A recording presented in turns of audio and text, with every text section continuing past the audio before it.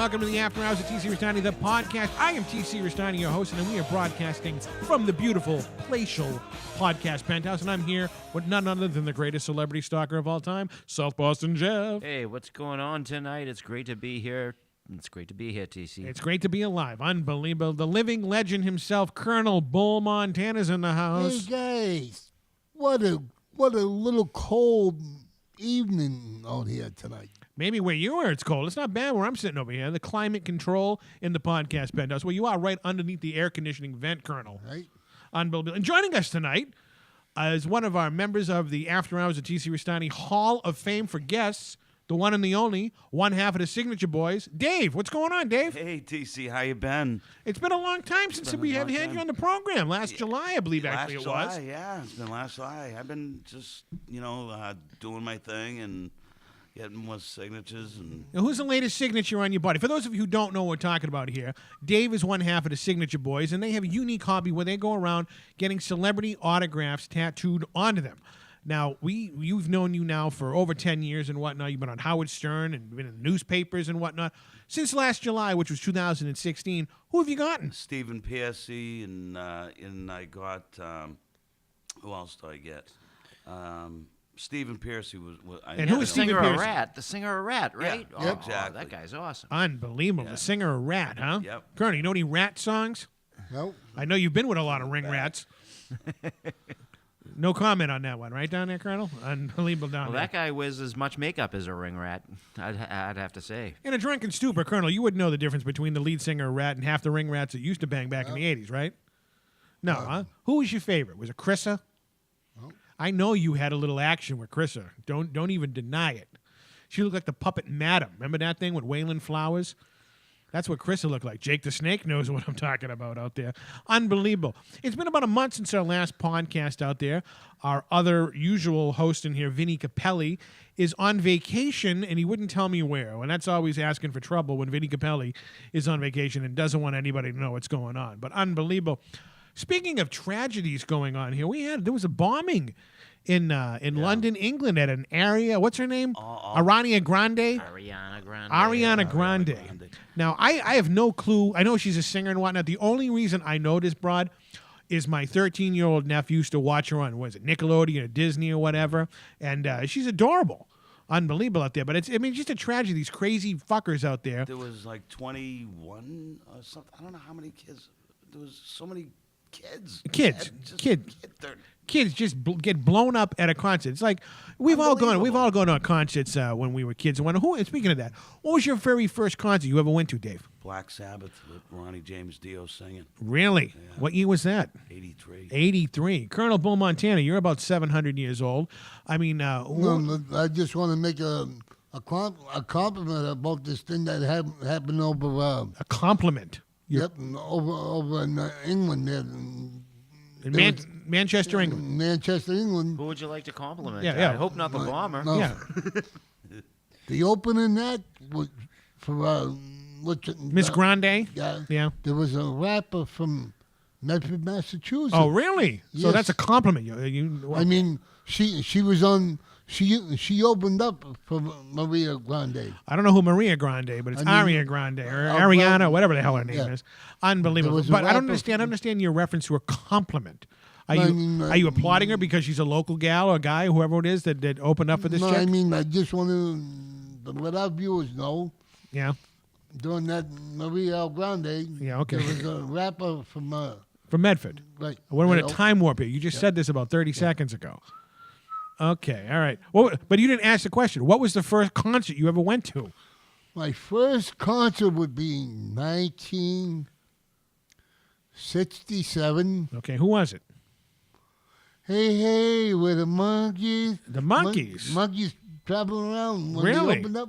Unbelievable down there. What's your favorite monkey tune? Hey, we're the monkeys. They didn't sing that. Yes, they did. I don't think they did. Did they? Did the Monkees Yeah. actually sing their opening theme? They sang their Oh, own they did? opening Okay. theme. All right. They sang it. They may not have wrote it, but they sang it. All right. So that's your favorite monkey song, the opening theme song of the Monkees. Yeah. Who's your favorite monkey? My favorite monkey would happen to be Peter Tork. Really? Peter Tork. Why Peter Tork? Do you like his bull do? I mean, what's the deal? Why'd you like Peter Tork? I like the way that Peter Tork played his bass guitar. Okay, all right. Well, there's a reason for it out there. Unbelievable. Jeff, I what don't was, even believe he did. But what was my, your my favorite monkey was, of course, Davy Jones because he's done some acting. he's not to act, but what's the first concert you ever went to as ever? Oh, Alice Cooper at the Boston Garden when I was like 15. Really? Yes. His comeback tour, Constrictor, and it was just amazing. It was the longest. He's been sober for years. It was just my brother Eddie. He took me to a show. Remember my brother Eddie? We went to a Clifton show. We with him. did. We went to see Tony Clifton live back in 2010. Yeah, but and your brother Eddie actually went up on stage and lit one of his showgirls' cigarette. That was that was fantastic. What a fantastic night that whole was and everything. I mean, I got a picture with him after the show. I mean, it was just an amazing night. It was. My brother Eddie, who actually worked at the Boston Garden, got me right in the front row and everything. Finagled my way right to the front row. Alice Cooper. That was my first concert. I was amazed. The first concert I ever went to was the Jay Giles Band back in 83, early 83, and I was kind of disappointed. You kind of disappointed? I was disappointed because, all right, I was, 11 or 12 at the time, and for me, Jay Giles was freeze frame, centerfold, and all other stuff. And they played all that old stuff, the jazzy stuff from the 70s. And I remember sitting there as a kid going, well, I don't know any of these songs. This is boring. And then, of course, they later got into freeze frame, and then it was worth it. You didn't know House Party? I was kind of really only into, the freeze frame album at the time. I was 11 years old, Dave, or 12, or whatever hell it was in 1983. Unbelievable. But yeah, we want to send our condolences out to all of our fans over in England over there. I know the Geek Force, our good friends over in there. They had friends that fortunately were not at the concert, but lived in that area over there. It was kind of reminiscent of what happened here back in 2013 with the marathon bombing and whatnot out there. And I heard that the girl there, Ariana Grande, is doing a benefit concert for the victims out there. So that's kind of good that, most celebrities would just say, fuck it, and go on and move on to the next one. But you know what? This is a worldwide tragedy and whatnot out there. Unbelievable. Now, Colonel, since our last show, what have you been up to? I haven't seen you in a while. Man, I've been taking care of my mother. Oh, that's right. On the last show, you mentioned that your mother was getting up there in age, and you have volunteered to step up as a good son that you are, taking care of your mother. But have you done anything fun since the last time we saw you? Yeah, we did a couple of things. What did you do? I'm asking you the question. I'm not a mind reader. I'm not Karnak. I mean, what did you do for fun? Walked around. Walked around. Yeah. Well, okay. Well, you can run for fun. What the hell kind of fun is that? Unbelievable. Dave, since we said you last, you got a few autographs on there. You've been touring the country, I heard. Well, I've been in Fort Lauderdale, just visiting family and stuff, and just traveling. I went to Florida, Fort Lauderdale. Then I went to San Diego. San Diego. That means the whale's vagina, according to Ron Burgundy. That's funny. Unbelievable. But I'm just trying to, get in there and trying to get as much done as I can. Unbelievable. Because I'm very picky. I'm not like the other half of my signature boy, Donnie, my brother, man. But different styles. You like to get different type of celebrities on your skin right there. Right. I know you're big into the music and whatnot. Yeah, I'm a bass player. But I heard a story that confirm or deny this. Now, I heard that your ultimate signature since the last time I talked to you, you want to get Steven Seagal on your forehead. Oh, I would. You would. You would get Steven Seagal on your forehead. Right on my forehead, right here. Right there, across your forehead. Right. Now, why would you get it on your forehead? I would. That's it? That was the only way to have it. Oh, I would, yeah. Really? Now, you almost had an opportunity, I heard. He was in Connecticut, but he canceled the show. And you were going to take the long trip down to... Mojo Priest, yeah. Really? Down there to get his signature on your forehead. Now, how would you explain that to the tattoo artist that's going to put it in? Well, you just tell him you need... This is a signature, and it's got to be exact. I mean, just like on my Gene Simmons, where the E fades out, right, brushes off. That's how it's got to be done. Because if it's not done that way, if it's not done exact, it's not the exact signature. Now, how would know? you actually approach Steven Seagal? I mean, he's probably been asked for his autograph a gazillion times in his Probably life. looking up. But I mean, what would Probably very what politely, do you too. think his reaction is? He could be listening right now, or someone who knows could be listening that knows Steven Seagal. How would you actually approach him to say, "I want you to sign my head"? Looking up and going, and you go, what? I mean, hi. You be starstruck I'd by be Steven starstruck. Seagal. Oh yeah. Now you've met a million celebrities out there. Why Steven Seagal? Why does he? Seagal's my man. Why does he give you like butterflies? I don't know. I mean, he just came out with like a bunch of movies. I got about 40 movies of his. Real 40. What's your favorite one? I don't know. He just came out with Code of Honor. That's pretty good. Really, I haven't seen it yet. Sniper. Okay, He I'm a come more up of the with- late '80s, early '90s Steven Seagal fan. I mean, Out this- for this Justice, stuff right now, Above he's- the Law, there's Hard a- to Kill. There's a good one. My best Steven Seagal film, and if anybody out there has never heard it, Urban Justice. Urban Justice. What's the plot of Urban Justice? His son's a cop. His son, Seagal's car. Yeah. The kid is a cop. He got a little.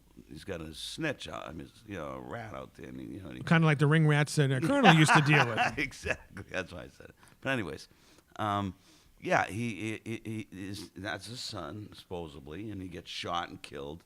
He goes out, and Eddie Griffin's in it too, trying to be like this top cocaine dealer. Oh, really? And he's working with the cop, the lieutenant who shot that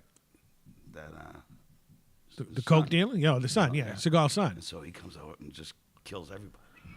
It's kind of like a modern day. Would you compare him to be like a modern day Charles Bronson, Steven Seagal? I mean, I love Charles Bronson. I love Charles Bronson. man. I mean, you really can't beat Chuck Bronson, especially Speaking of that, I hear talk of a remake to Death Wish. with Bruce Willis. With Bruce Willis. What? Of all people, Yeah. Bruce Willis, Willis. It doesn't even hold a match to Charles Bronson. Not a candle, a match.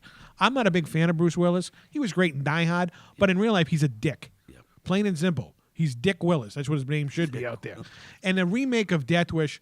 See, I like Death Wish, the first one. The second one kind of was weak. Death Wish 3 is a top-notch, classic. top-notch. You can't beat Death Wish 3 out there. For those of you who haven't seen Death Wish 3, rent it, or you can even go on YouTube. I believe someone uploaded the entire you can movie even of upload that in Death Wish 3 down there. Colonel, what's your favorite Death Wish movie? I never seen Death Wish at all. What? You never seen one of the Charles Bronson, There's five of the them. vigilante? How you've been around this world now, supposedly on paper for 60 years, and you've never ever seen a Charles Bronson Death Wish movie? No. Wow. Okay, Colonel, we're gonna have to sit you down, and I have them all. We're gonna have to sit you down, and we'll watch them all. You will love this movie. I think that's. All right. I mean, so many good cameos. I mean, so many good so many good actors started out as rapists in the Death Wish movies. Kid from Bill and Ted. Yeah, Alex Winter. In part one, you had none other than Jeff Goldblum That's playing right. the rapist. He- In part two, you had none other than Lawrence Fishburne playing the It's the true. rapist. So all these mainstream actors became real household names. Started off as rapists in Death Wish movies. Colonel. Wow. Really? I didn't know that Jeff Wilburn. Goldblum, yeah. You Goldblum, actually met Joel yeah. Jeff. I'm tongue tied listening to you over there. Jeff Goldblum a couple times down in New York City. Yeah. What did you guys talk about? Because you kind of like chit chatted for a while. No, I asked him when he was coming up around the Boston way. Oh yeah, what did he have to say? You inviting him over your house for something, for Chinese or something? No, I was going to ask Mr. Goldblum if Right. he was going to do like a small chill of Boston. And he said no. Oh, okay. Is that- I met him too, and you know what I asked him? Do you still hate rich cunts? Because that's what he said in his movie. And what was his response to that? No, not anymore. I said, whoa, will you? I mean, that guy's so nice. He'll do anything for you and everything. He was like, well, could I get a picture then? Yes, if you must. Okay. I mean, that guy's kind of a weirdo, but he didn't mind being asked He's about an Death he's an Wish. eccentric guy, and we kind of appreciate that. But I hate to get off the subject of Death Wish 3 so quickly, but who played a rape victim in that was Counselor Troy from Star Trek 3. I would let her rape me Oh, yeah. in a second. I like, and we always see her at the conventions, and she hates talking about it. I always bust her balls about it. Hey, Counselor, where's your stills from And on the Death record, Wish Counselor 3? Troy, if you are out there, you can bust my balls anytime, all right? Let's boldly go, okay? Unbelievable out there. Now, speaking of unique characters that we know, after this big-time commercial break, we're going to be joined on the phone by a mentor of yours, Jeff. Not the mentors, but a mentor, the one and the only, one of the greatest stalkers of celebrities. You're the greatest celebrity stalker of all time, no question about it. Oh, thank but you. you had to learn from individuals out there. And one of the people you learned from is our longtime friend who's been missing in action, who took a little break for a while from the collecting world, our good friend Mario. Oh, my God. Oh my God. Hi, I'm Tori Black, and you're watching After Hours with TC Restani.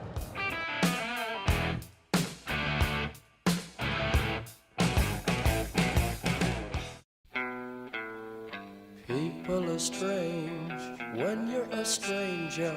Alrighty, welcome back from that big-time commercial break. Right now, we are going to take you to a pre-recorded interview with one of the most unique individuals of all time, celebrity stalker, Mario. When you're strange, faces come out of the rain. And joining us on the phone, one of the true pioneers of celebrity stalking, Mr. Morbid himself, our longtime close personal friend, Mario. What's going on, Mario? This is William Pratt, but you can call me Mario. My new girlfriend is Haley Arancio from the Goldbergs show. I sent her love letters and some nice gifts, and I'm asking the studio if I could come to meet her in person. But she didn't. I asked for an autograph picture, and I suspect someone's stole the picture from my mailbox, and I'm so damn mad. Unbelievable. Now, for those out there who don't know what you're talking about, who is this person? She's on the Goldbergs, right? It's like Romeo and Juliet now. I'm in love with, but I can't make my mind up because there's another girl I'm in love with from KC Undercover, but I'm a little confused. It's an understatement. Oh, this is William Pratt again. No.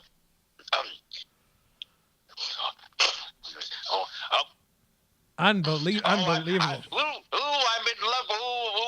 Oh, wait, I was getting confused. Wait, no, the girl I'm in love with now is, I asked if I could come to meet her in person, but I think she's trying to avoid me. Now, is this in Hollywood, California? They taped the show in, I think, Culver City. I've been sending her lots of love letters, but then now I'm getting excited. My girl from the 80s, Robin, she's been hanging out with Dave, a signature boy, so I told him Oh, yeah. I want to talk to her some night, and I want to try to get back, because she was my first true love in the late 80s. I was stalking her late 2 in the morning outside her house on Cottage Street, so I'd like to talk to her some night. But I'm in love with Haley from the Goldbergs, so I'm having difficulty making up my mind. Well, we'll make up your mind for you. Now, do you mix up a batch to this chick from the Goldbergs? I've been sending her love letters, and plus I'm in love with Bella Thorne. Oh, And, Bella Thorne, I'm yes. getting a little jealous because she's dating Scott Disick. I'm getting pissed off now because I'm in love with Bella Thorne as well. Now, I'm having trouble making my mind up. well, now, Mario, can you tell us what you wrote in your love letter to the girl from the Goldbergs? I told her I did. She reminds me of Robin back in the '80s, and when I see her on TV, can't control the way I feel, and I want to be with her. And I asked if it's possible if I could come to Hollywood to meet her in person at the studio. But it looks like she's ignoring my letters. She didn't even send me the autographed picture yet, so I'm a little upset. Well, maybe she doesn't realize who you are, Mario. You are one of the greatest celebrity stalkers of all time. You've met everybody under the sun. Now, other than this girl from the Goldbergs, who is your all-time favorite actress? Oh, I'm also in love with Alicia Silverstone. I saw her naked last night. I looked her up. She's posed for a billboard to protect the animals. She refuses to wear wool, and she did a New York billboard or something with her ass showing, but she's covering her tits. And I got excited last night. I saw their naked photo. Unbelievable out there. Alicia Silverstone, she's a very good-looking girl, and she's for animal rights and whatnot. Now, would you pose naked for animal rights, Mario? I would never be so brave as Alicia Silverstone, but I met her at the Copley Place Library 5 or 6 years ago. She did a diet book, a cookbook signing, and I got pictures with her. And then I followed her down the street with the security guard, walking with her all the way to the Westin Hotel. She tried to trick me and jumped in a taxi cab with her girlfriend, but she couldn't fool me, because then I knew what hotel she was staying at, so she was screwed, because then she couldn't trick me no longer. I knew exactly where to wait for her for the next 10 hours, and then I waited all night long. Unbelievable out there. Hey, Mario, this is South Boston Jeff. It's great to talk to you. And you know why it's great to talk to you? You're such a big fan of the show. I mean, I've been talking to you, and you've been telling me you watched this clip and that clip. I mean, how have you been watching the podcast and listening in? I've been looking you up. It's very exciting. I like that picture you took with Michael Vincent. You saw that? I think it was a Triller Chiller in New Jersey or something. Oh yeah, the Chiller Theater. It was. I was impressed. I was looking up old banana split shows from the 70s with Michael Vincent and and then when they go Django. Of course, Danger Island. Brings back beautiful, wonderful childhood memories. The banana splits and then. Do you like good grief? I'd like to meet Howie Mandel if I can get near him. Did you ever see when they ran the funeral home? That's wonderful. They canceled it, unfortunately. They canceled it fast. Sometimes the real good things get canceled. No one pays any notice to it. That's what sucks. There's no justice. Now, Mario, can you imitate Chongo from the Banana Splits? Oh.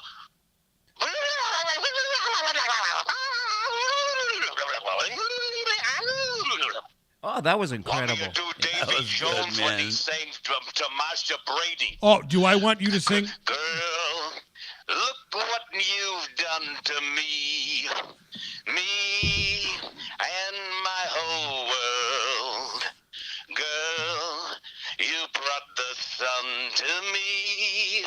With your smile, you did it, girl. Thank you, girl. Some things unknown to me makes you what you are. And what you are is all that I ask for me. And it's good to feel that way, girl. Thank you, girl, for making the morning brighter, girl. For making the nighttime nicer, girl. For making the whole world better for me. That's unbelievable. Let's give a round of applause out there. Mario singing the late Davy Jones from the Brady Bunch. You, girl, Encore. Something unknown to me, made you what you are. Hey, Mario, we like that, around here, we like that Brady Bunch, that Davy Jones song so much. I sang it to Sabrina one time. You noticed I joined in when you sang it. I love that song so much. Hey, have you seen Sabrina? Tell Sabrina I said hi. She's hot as fucking hell. I have a crush on Sabrina also, but I heard she got married recently, so I better get rid of those crazy ideas. I heard she married you, Mario. Oh, I wish I was so lucky, but I'm too immature to have adult relationships like that. I like to stick with TV relationships and or long distance. It's much safer. Like the chick But from the tell Goldbergs. Sabrina, I said hi. She's really good looking. I will let her know there. Now, Colonel Bull Montana has a question for you. Hey, Mario, how you doing? Oh, hi. I saw your New York trip videos. Those were lots of fun with Donnie Yepper and all of yous in the car. Boy, I wish I was being involved with that kind of fun. Thanks. I heard you call my name in one of the podcasts in the beginning. That was a big effing thrill. Thanks for saying my name. I enjoyed that a lot. Mario, by the way, Linda Blair told me to say hello to you. Oh, I met her a few times in Spooky World in Framingham. I got a good picture with her in Framingham. She was, when I was talking to Hilton Valentine from the Animals, and she came over. She was getting an autograph picture from someone at the table near Hilton, and then she was right in front of me, and then when she went to walk by me, I snapped a real good one right up like I could have been making out with her. Tell her I said hi. She's a living legend. Well, you heard that from the living legend himself, Colonel Bull Montana out there. Now, Mario, last time I saw you was in New York City when we were down there trying to meet Al Pacino. Remember that? Oh, that was wonderful. That was like in the Wonderful Life movie with Donna Reed. That was one of my most wonderful memories. I enjoyed the video footage I saw you put out. That's wonderful. I'm glad it worked out good with my photos. I made a giant poster of a couple of good shots I got. That I got lucky in that video you put out. Oh, that was like the whipped cream or the cherry on the hot fudge sundae. It was effing wonderful. Thank you so much. My pleasure, Mario. Now, remember on the bus, everybody was talking to you on the bus on the way home. Remember that? I hope I wasn't getting anyone sick because sometimes I have terrible problems, or sometimes I wet myself by accident. I lose control of my bladder, and then I end up peeing or pissing in my pants, and then sometimes people have bad reactions. They'll start holding their noses, or they'll complain to the bus driver, and they might try to have me kicked off the bus. But luckily, I made it back to Boston. I was lucky that night. I would have been screwed if I had to spend another night or two in New York. I might have died from hypothermia, but luckily I accomplished the mission like Rambo and made it back even with the photos in my camera on top of it, like getting the whipped cream and the cherry on your hot fudge sundae. I can't complain about that. I should buy some lottery tickets some Friday night, and I might win the effing Powerball. I've been getting so damn lucky. I think you should buy me a lottery ticket. Now, you were down there for 2 nights in the freezing cold stalking Al Pacino. Now, I remember we came down there. It was a Saturday morning, and out of nowhere, you came walking out of an alley, and you told us you were down there for 2 days. And tell us a story about what happened when you tried to hang around the coffee shops.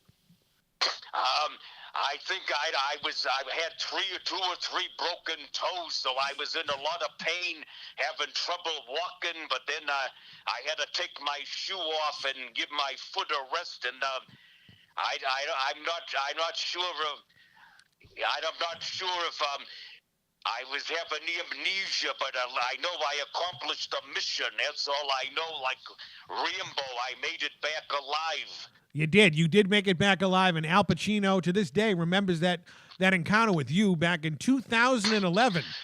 I think he was talking about me on maybe to Howard Stern. He did Howard Stern's show not too long ago, recently, and I think they were probably talking about me behind the scenes. But I didn't hear him on the ear say too much. But I'm sure they were talking about me. I hope they were.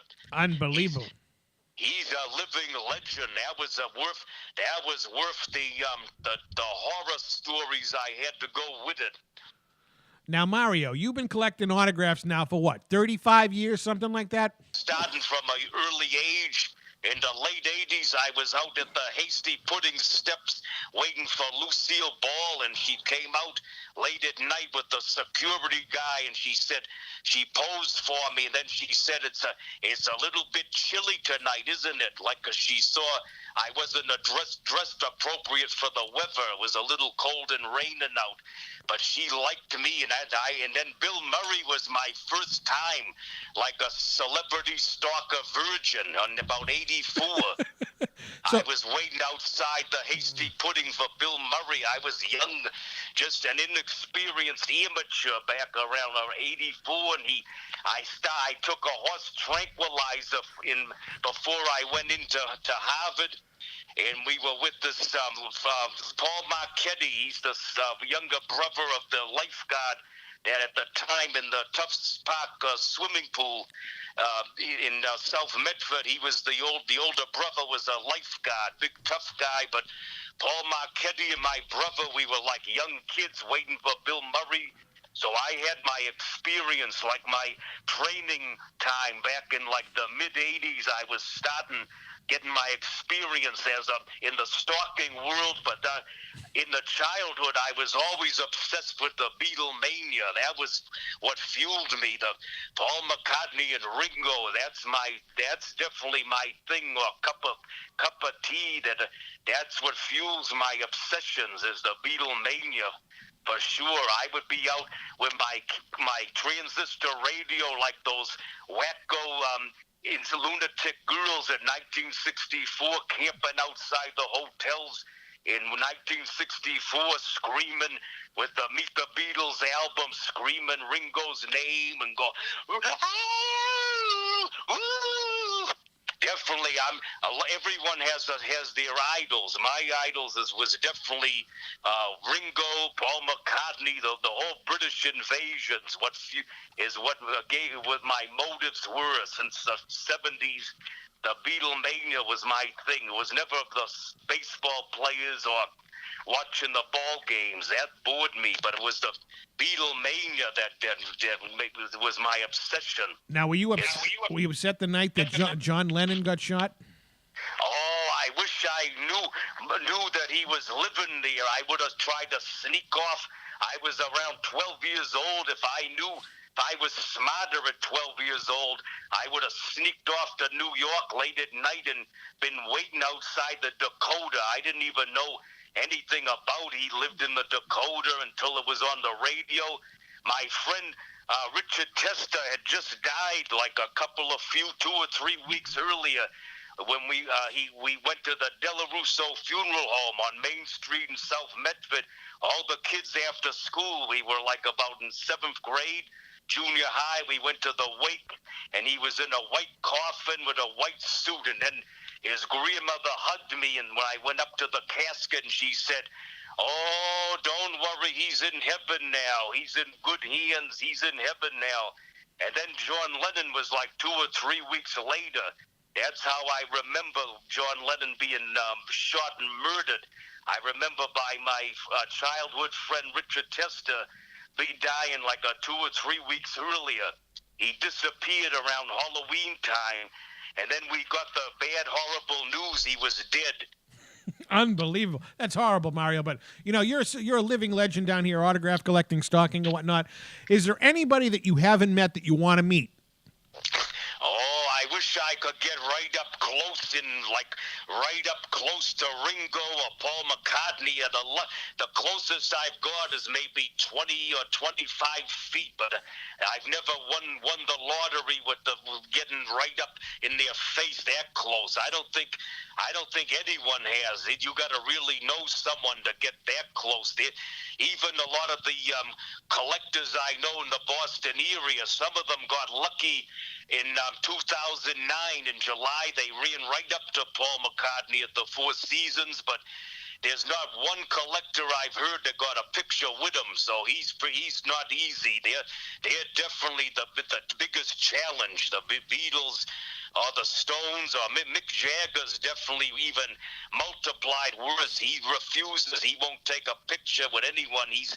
Mick Jagger's even worse than Ringo. He has even worse rules than Ringo. He says no, he doesn't do pictures. But Ringo has strict rules himself. He says, no, sorry, I don't do that stuff no more. Even Dave and Glenn about 6, maybe 7 years ago, Ringo walked out around 1 in the afternoon, and they were shocked, and they were trying to get him to sign stuff or take a picture.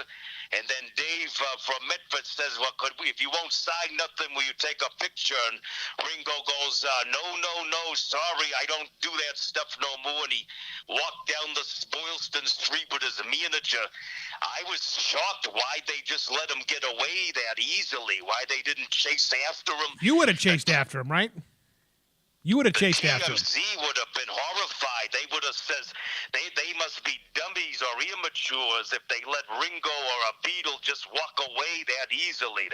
I couldn't understand it myself why they were so polite and just took no for an answer. I would have never took no for an answer. I would have followed them down the street, tried to run in front of them and snap it. But you never know. Sometimes there's an explanation or reason. Sometimes you got to listen if they say no, because you never know. There could be a good reason, like someone could punch you in the face, or they can break your arm if you try to snap a picture. Sometimes it could be dangerous. So maybe it's not worth taking that kind of a risk or chance. But I'd say with a Beatle, you got to be willing to take a risk or put yourself in a dangerous situation. Even all those old ladies in the nursing homes now would be horrified. They'd say, are you dummies to let a Ringo walk away that easily with all the suffering we had to go through in 1964, and we were screaming and peeing our pants, and you just let Ringo walk away? Oh, they'd be horrified. They'd say that yous were dummies. Unbelievable. Now, Mario. Who has been the biggest asshole celebrity to you? Oh, I'll tell you my secret. Who I hate the most is Mandy Moore. That fucking bitch cunt. Oh, forgive my horrible language and cursing. Around 2007 or 8, outside the Paradise Club in Boston, she had me kicked away, and she made an fool out of me, humiliated me. I tried to get a picture with her, and she had her assistant put her hand in front of my camera lens, and then she went and complained and had the security come out, and she made a out of me, had me kicked away, and they came out with their radios. They said, sorry, we got complaints, so we have to ask you to leave, and she made me look bad.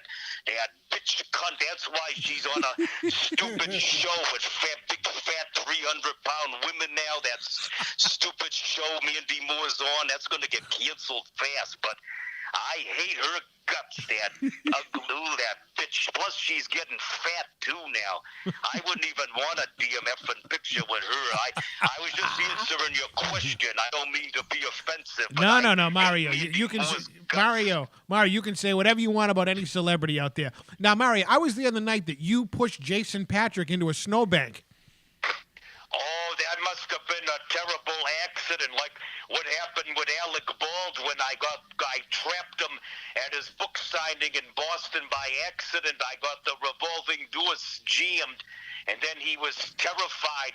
We were stuck for a few minutes before the security, a big black guy, had to come. They had to try to force the revolving doors open. It was probably a terrible misunderstanding, like what happened with Alec Baldwin. I got a little amnesia. I don't even remember what happened with Jason Patrick. I remember snapping a picture with him real fast. I ran after him up the street, and then the security and the New York cop yelled at me. They said, "Don't do that again." They were a little pissed off, but at least I got a good picture with him.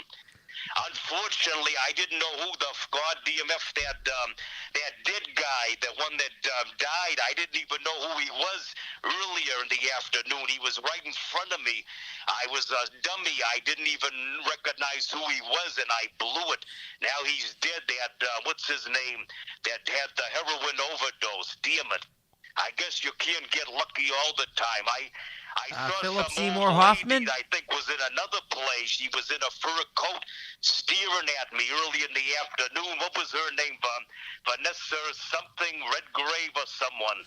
I forget. I think I was too stupid. I didn't recognize her. Damn it. Well, I you even can't. saw Brooke Shields at a past New York trip. She walked right in front of me with a white plastic bag. I was too dumb. Because I think the reason Brooke Shields had tricked me on one of my New York trips, because her trick was she acted too ordinary. That's why I was looking for big bodyguards or getting out of a limo. That was my mistake. Yeah, But that at least happens now from I time. learned from my past mistakes. I'm with more experience. That happens from time to time. Now, Mario, have you ever had any relationships with any celebrities? Oh, yes, I had Jordana Brewster from the Fast and Furious movies got the new, and I was continuing to send fan mail and love letters to the Yale University where she was going. And at the time when her first movies were coming out, the faculty and stuff, so she finally said, "This is enough of this," and got the New Haven, Connecticut police involved, and they had to contact the Everett police to have my mother go down the Everett police station, and they had to make sure I got the message to knock it off because she was going to get legal action if I didn't stop harassing her. But I think she doesn't mind. She has a sense of humor because my new girl, I think she's getting jealous. The other girls she knows I've been sending love letters to in Hollywood to from a few Disney Channel stars. I think now Jordana's getting jealous. She definitely has a good body. I'd say Jordana Brewster is like the Brad Pitt of actresses. She has them. Did you see there was a movie she did a nude scene? We have completely nude. I forget the name of the movie. She's got good, nice, juicy tits. Like Sabrina looks good too. Sabrina, Yeah, okay, yeah, could be we a movie got it. star Yeah, herself. she's beautiful, and we understand that. Now, Mario, you've been out of the autograph hunting business now for a couple of years. You took a little vacation and whatnot. Now you're back at it. Who do you want to go out there right now and stalk in person? Not through love letters or anything like that. But what celebrity do you want to go hunt in Boston, New York, California, whatever? Oh, maybe Bella Thorne from the Disney Channel. I got a crush on Bella Thorne. It's hard to make up my mind. It's like going to the supermarket. How do you make up your mind when there's so much to choose from? Or like going to Toys R Us. Sometimes when I push the buggy at Toys R Us, I go up and down. I can't make up my DMF in mind, and then the manager comes up and says, "Can I help you?" And I say, "I'm having trouble making my mind up, but give me another half hour, and then let me put some stuff back, and I should be all set in another maybe 25 more minutes." That's fantastic, Mario. Now, Mario, I know we have to wrap this interview up now because you're getting ready for a busy Friday night ahead of you. What do you got planned for the weekend, Mario? I'd like to try a sneak off maybe at 2 in the morning, maybe around 2 or 2:30 in the morning, and take a long walk towards the maybe 4 or 5 miles towards the Woodlawn Cemetery or Holy Cross Cemetery and try to play with my ding dong on strangers' grave sites or try to take pictures. I want to try to talk to a psychiatrist about this damn problem I'm suffering from. I think it's something to do. I'm suffering from necrophilia. Okay, that's a fascinating subject there. Mario, I want to thank you for being on the program. It's been it's been way too long. It's been 5 years since I've seen you. I'm glad to have you back in the autograph stalking industry. The world has missed you out there. And I want to thank you for watching all of our videos on YouTube and being part of our podcast today. And let's give a round of applause to the greatest celebrity stalker of all time. Mario. We love you. Well, there you go, ladies and gentlemen. There was our exclusive interview with one of the greatest celebrity stalkers of all time, an all-around good guy, Mario. What an interesting conversation that was there, Dave. Oh, yes. He's an original. A good guy. I love him. He's an original. Love him. Unbelievable. Unbelievable. Down there. I really can't comprehend. That interview is just priceless. And I know our good friend Anthony out in California, who's a huge Mario fan, will really get a big appreciate this. But you know what, guys? We're running out of time here on the After Hours with TC Restani, the podcast out there. I want to thank Signature Boy Dave for being in here and hooking up the interview with Mario, who we haven't seen in quite a long period of time out there. Colonel Bull Montana, do you have any shout-outs do you like to give for anybody on the program? I want to give a big 18-wheeler to Big Maverick out there. Our good friend Maverick out there, 18-wheeling out there, who's probably listening to that interview with Mario and going, is that for real? Everything you just heard, ladies and gentlemen, is 100% real. Yes, Dave. Can I say one thing? You can say whatever you want. TC, I just wanted to say to my brother Donnie, I love you. He's out getting some stuff done. The other signature boy, I want to say, hope everything works out for you. I love you, kiddo. Can't wait to see you again. Yeah, I'm very disappointed he couldn't make it down here tonight. Unbelievable. I know he was mingling out there with Jenna Hayes, from what I was heard out there. Good for you, Donnie, out there. Give us a call. You know the phone number out there.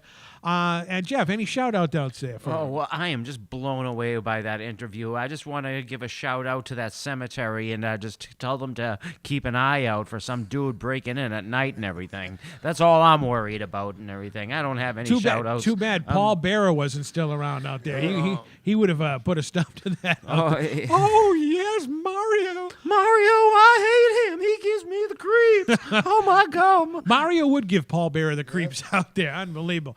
I want to give some shout-outs out there to everybody who follows us on Twitter out there at After Hours TC. You know who you are. The list right now, I couldn't give a whole list right now out there. But I want to say hi to our good friend Whitney Wickham out there, who just recently moved across the country out there. May the force be with you, Whitney. And we'll be talking to you real soon. But the clock on the wall says we're going to wrap this up out there. I want to give everybody out there, if you're listening to this, we are recording this on Memorial Day weekend.